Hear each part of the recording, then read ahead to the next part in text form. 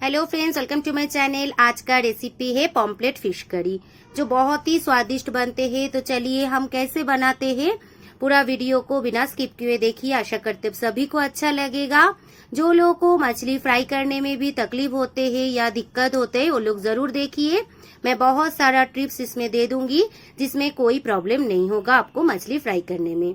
तो मैं 3 मछली ले ली थी पॉम्पलेट मछली का बहुत ही एक अच्छा टेस्ट बहुत अच्छा होता है। जिन लोग खाते हैं उन लोगों को पता तो है ही। तो ऐसे थोड़ा थोड़ा कट कर लीजिए कि जो ग्रेवी बनाएंगे या इसमें नमक हल्दी मैरिनेशन करेंगे वो अंदर तक जाए। तो ऐसे कट कर लेने से अंदर तक ग्रेवी हो या नमक हल्दी हो, इसका जो स्वाद है वो चले जाते हैं। तो ऐसे मैरिनेशन करके जब तक मसाला रेडी हो रहा है तब तक हम रख देंगे। तो मछली में जो मसाला हमको चाहिए वो सब मसाला हम रेडी कर लेते, जैसे प्याज, टोमेटो, मिर्ची, धनिया पत्ता, और एक पेस्ट बनाने के लिए हम मसाला रेडी करेंगे। उसमें ले लेंगे 2 स्पून सरसों दाना, जो है ब्लैक सरसों।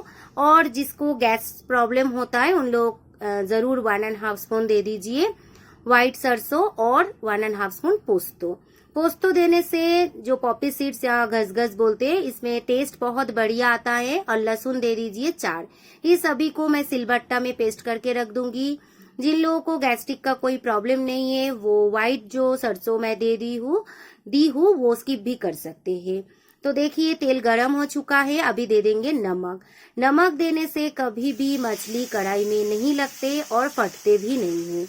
और एक टिप से, जो ऐसे मछली देते हुए तुरंत पलट दीजिए कि दोनों साइड गरम तेल लग जाए, तो भी मछली ना लगते हैं ना फटते हैं।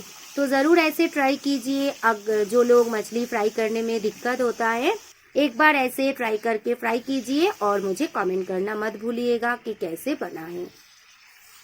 तो दोनों साइड गोल्डन ब्राउन होने तक फ्राई कर लीजिए। मैं इसमें दोनों मछली फ्राई कर रही हूँ, बाद में और एक मछली फ्राई कर लूंगी इसी तेल में। तो एकदम गोल्डन ब्राउन होने तक अच्छे से मछली फ्राई होने के बाद उठा लीजिए।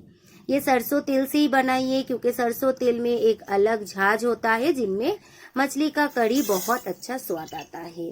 तो मैं इन दोनों मछली में से 2 मछली का ग्रेवी बनाऊंगी। एक मछली मेरा बेटा वो ऐसे ही फ्राई खा लिए थे।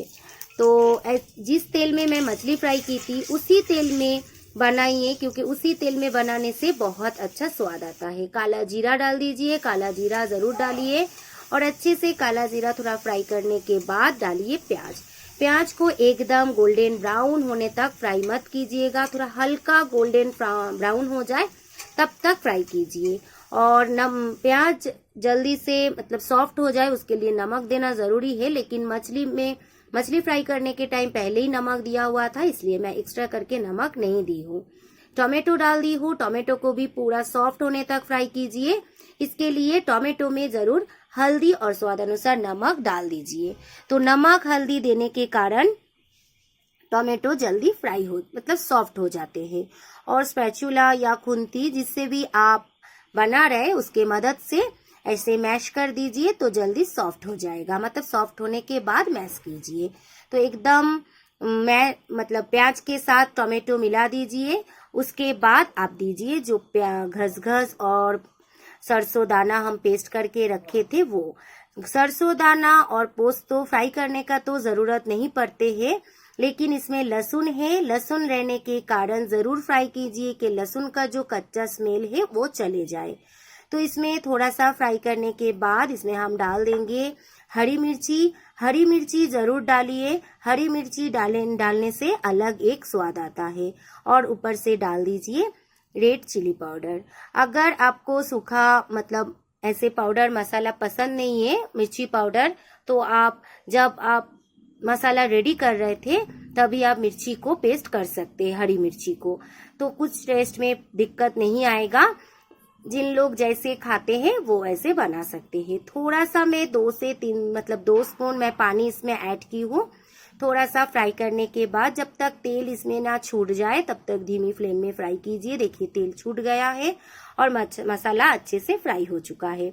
अभी हम जो कटोरी में मैं मसाला रेडी की हूँ उस कटोरी में ही 1.5 कटोरी मतलब पानी इसमें ऐड की हूँ, क्योंकि ज्यादा ग्रेवी रखने का जरूरत नहीं है, इसीलिए थोड़ा सा पानी, मतलब जितना आपको जरूरत है उतना पानी ऐड कीजिए, क्योंकि इसमें कोई सब्जी नहीं है कि उसे बॉईल करने के लिए ज्यादा ग्रेवी देना पड़े, और ज्यादा ग्रेवी इसमें रहता भी नहीं है।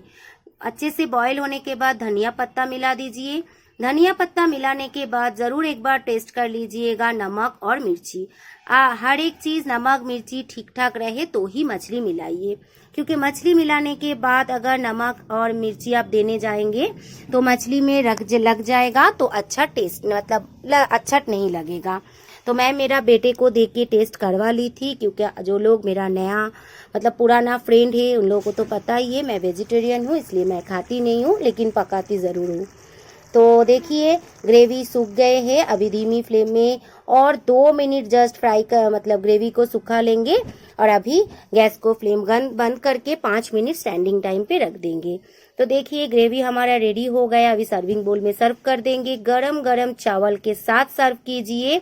आप लोगों को पॉम्प्लेट मछली कैसे खाना पसंद है, किससे खाना पसंद है, किस किस को पॉम्प्लेट मछली खाना पसंद है, जरूर कमेंट करके बताइएगा, क्योंकि आप लोगों का कमेंट पढ़ के मैं नया नया रेसिपी छोड़ने के लिए इंस्पायर होती हूँ। मेरा हर एक वीडियो को देखिए, हर एक रेसिपी देखिए, और ये रेसिपी भी कैसा लगा मुझे कमेंट कीजिए।